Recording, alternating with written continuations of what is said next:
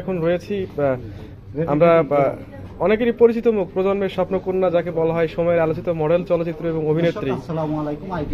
মেঘনা অন্তরা মাল্টিমিডিয়া আছি মেঘনা অন্তরা আপুর জন্মদিন। দর্শক, আমরা আমাদের সবার পক্ষ থেকে তাকে আমরা শুভ জন্মদিন জানাই। এই মেঘনা আপু অন্তরা, যে হ্যাপি বার্থডে আপু। আপনাদের যে কততম জন্মদিন পালন করছেন? মেয়েরা তো বয়স বলে না, আমারটা আমি বলি, আমার 26তম জন্মদিন, না সরি 27তম জন্মদিন। 27তম। কত এরা 26তম ছিল। এই জন্মদিন উপলক্ষে আপনার প্ল্যান কি ছিল আজকে মূলত আপু? এটা বরাবরই আমার প্ল্যান থাকে, আমি কিছু না কিছু দর্শকদের জন্য নিয়ে আসার চেষ্টা করি। জন্মদিনটা শুধু আমার একার নয়, এটা আমার ভালোবাসার মানুষ যারা আছেন, আমার পাবলিক যারা আছেন, আমার পরিবার যারা আছেন, আমি বিভিন্ন সংগঠনে কাজ করি, যেমন নৃত্যশিল্পী, অভিনয় শিল্পী, সেই চলচ্চিত্র শিল্পী, আমার সেইখানে অনেক ভাই ব্রাদার আছে, চলচ্চিত্রের লোকজন অনেকে আশাই থাকেন যে একটা সেলিব্রিটি যখন বার্থডে হয় প্রত্যেকটা প্রোগ্রামে তারা অ্যাটেন্ড করার চেষ্টা থাকে বা উইশ করার বিষয় থাকে। তো সেই উপলক্ষে প্রতি বছরই আমি যেভাবেই পারি আমার মতো করে, আমার সাধ্য অনুযায়ী আমি নিজের মতো করে করার চেষ্টা করি। এবারও তাই করেছি। যে আপনার ভক্তদের জন্য সামনে আপনি কি ধামাকা নিয়ে আসছেন? ধামাকা তো অনেক কিছু আছে, যেমন আমি একের ভিতরে তো অনেক কাজ করি, যেমন স্টেজ গান করি, পারফরমেন্স করি, না নৃত্যশিল্পী, কণ্ঠশিল্পী, অভিনয় শিল্পী। সেই সাথে সামনে আমার কিছু ধারাবাহিক সিরিয়াল আসবে, ধারাবাহিক নাটক কাজ করতেছি। একটা সিনেমাতে আমরা এন্ট্রি করেছি নতুন, সেই সিনেমার কাজও আমরা নিয়ে আসতেছি। সাথে সাথে মেঘলা অন্তরা মাল্টিমিডিয়ারে আমি কিন্তু প্রডিউস করি, সেখানে আমার অনেক নতুন নতুন কাজ আসে। প্রায় সময় আমি নাটক, বিভিন্ন মিউজিক ভিডিওর গান আমি নিজে করে নিজে সেগুলো রিলিজ দিই। বিভিন্ন যারা অনেক জায়গায় কাজ পায় না, যারা প্রতারিত, তাদেরকে নিয়ে কাজ করার চেষ্টা করি। যে আপনাকে যদি কেউ, যে আপনি যে একটা কথা বলেন যে প্রতারিত যারা, তাদেরকে নিয়ে কাজ করেন, এরকম কতজনকে নিয়ে আপনি কাজ করতে আছেন এই মুহূর্তে? এই মুহূর্তে আমাদের সাথে অনেকে আছেন, আমরা মেঘলা অন্তরা মাল্টিমিডিয়ার একটা টিম আছে, আমরা সেই টিম নিয়ে কাজ করি এবং আমরা পোস্ট করে দিই যারা কাজ করতে আগ্রহী আছেন। যেহেতু আমি এই জগতে অনেক বছর ধরে আছি, আমি নিজে অনেক স্ট্রাগল করে, মানে মাথার ঘাম পায়ে ফেলে জুতা ক্ষয় করে এসেছি। এই জায়গাটার একটা স্বপ্ন পূর্ণ করতে আসতে যে কতটা কষ্ট, সেটা আমি বুঝি বিধায় এটা আমি উদ্যোগ নিয়েছি যে যারা এরকম মিডিয়াতে কাজ করতে আসে, প্রতারিত হয় বা স্বপ্ন পূরণ হয় না, তাদেরকে নিয়ে এটা উদ্যোগ। যারা আমাকে নক দেয় বা যারা কাজ করতে আগ্রহী, তাদেরকে নিয়ে আমি সবসময় এটা করি বা আগামীতেও করে যাবো ইনশাল্লাহ। যত লোক হবে তত ভালো হবে, আমি সবাইকে নিয়ে কাজ করবো। আজকে আপনার স্পেশাল দিন এবং স্পেশাল কোনো গেস্ট আছে কিনা স্পেশাল দিনে আপনার? আমাদের চলচ্চিত্রের অনেকেই আসবেন, শিউলি শিলা আসবেন, অনেক আমাদের অভিনয় শিল্পীর সঙ্গে লোকেরা আসবেন, আমাদের বিএফডিসির অনেক আসবেন, নৃত্য পরিচালকরা আসবেন।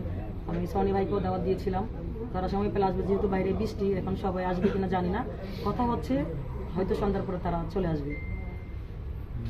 আলামিন, হ্যাঁ, বর্তমানে আপনার হাতে আমি ওয়েব সিরিজ দর্শকদের জন্য চলমান কি রয়েছে? ক্রাইম পেট্রোল, আদালত, ফিকশন ফাঁদ, এগুলোতে আমি রেগুলারই আছি। আর সামনে একটি সিনেমা আছে অগ্নিকন্যা, এটা ধামাকে নিয়ে আসছি।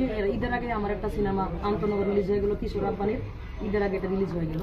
সামনে আমরা কাজ নিয়ে আসবো, আর অনেকগুলো গানের কাজ চলছে, মিউজিক ভিডিও। আর একটি আইটেম গান আমি রিলিজ করেছি কয়েকদিন আগে একটা সিনেমাতে, এটা অবশ্যই সবাই দেখবেন। বর্তমানে আইটেম গানের ফিউচার কেমন, কি মনে হয় আপনার কাছে? যেহেতু আমি নৃত্যশিল্পী, সেই হিসেবে আমি আইটেম গানটাকেও ভালো চোখে দিই, কেননা একটু নিজেকে, এখানেও কিন্তু সিনেমার মাঝখানে একটা আইটেম গান, একটা নায়িকাকে একটা সিনেমার ভিতরে একটা গান দেখানো মানে কি তাকে মানে তুলে ধরা। একটা গান দিয়ে কিন্তু একটা নায়িকা, যেমন লিচুরে বাগান একটা গান হাইলাইট হয়ে গেল, কৃষ্ণ কোকিল ডাকে রে কুক কুক কুক কুক, যেমন একটা গানেই তো মানুষ হিট হয়ে যায়।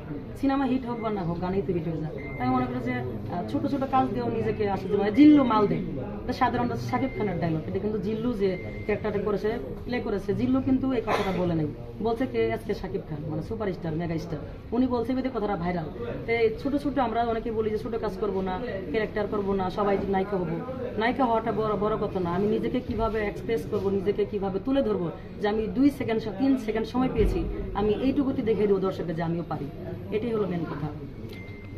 এই আপনার অভিনয় শিল্প এবং নৃত্য শিল্প দুইটা ভিন্ন রকমের, তো সেক্ষেত্রে অভিনয় শিল্পীরা অনেক কমপ্লেন করে থাকে যে এখানে বাংলাদেশের মার্কেট কম। সেক্ষেত্রে নৃত্যশিল্পীদের উঠে আসার জন্য মার্কেট কেমন আসলে বাংলাদেশে? নৃত্য, অভিনয়, গান, এগুলো তো অভিনয়ের মানে আলাদা কিছু না, ঠিক মানে একটি পয়সার একই মুদ্রা, এই পাটের উপর এগুলো তো একই। যারা বলে যে এখান থেকে আসা যাবে না, সেখান থেকে আসা যাবে না, আমি যখন থিয়েটারে ভর্তি হই তখন আমাকে বলে যে তুমি কি নাচ জানো, তুমি কি গান জানো, ড্রাইভিং জানো? যদি বলে যে না, তাহলে কেন আসছো? তার মানে একটা শিল্পীকে আমার যদি এখন বলে যে নাচের মধ্যে যদি অভিনয়ের মাঝখানে আমার গান থাকে, তাহলে আমাকে নাচতে হবে না, যেমন সিনেমার মাঝখানে আইটেম গান করতে হয়। তো তো নায়িকা তো গান জানে না, ডান্স জানে না, বিধায় তো আমাদেরকে আরেকটা নায়িকা নিতে হয় আইটেম গান। আর যে নায়িকা সারাটা মুভি পুরোটা মুভি করবে, সে যদি নৃত্য জানে তাহলে তার একটা আইটেম গান নিতে হয় না। আইটেম গান কেন নেয়? সে নাচ জানে না, সেই বিদায় নেয়। এই জন্য নাচ গান থাকতে হবে আমাদের। একটা শিল্পীকে নাচ গান অভিনয় সব কিছুতেই পারদর্শী হতে হয়। যে আপনাদের ভক্তের উদ্দেশ্যে একটা যে কোনো একটা ডায়লগ বলুন, যে ভক্ত যেন ভক্তের উদ্দেশ্যে কিছু বলুন। ভক্তদের উদ্দেশ্যে আমি গান গিয়ে শোনাতে পারি, কারণ এই মতো তার ইয়ে করা যায় না। দেরে ডুব বন্ধু আর প্রেম সাগরে, প্রেমের হাওয়া লাইগাছে যার অন্তরে, প্রেমের বাতাস লাইগাছে যার অন্তরে।